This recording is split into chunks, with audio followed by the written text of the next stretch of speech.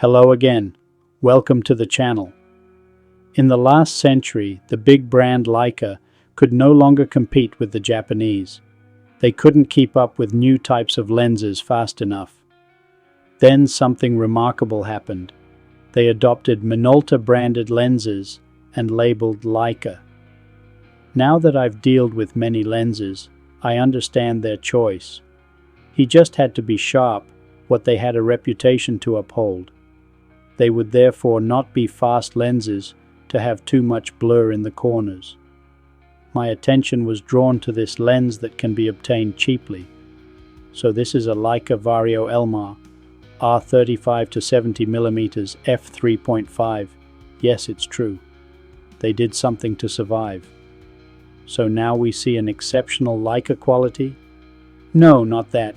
But it is a good lens and is in the higher segment of vintage zoom lenses.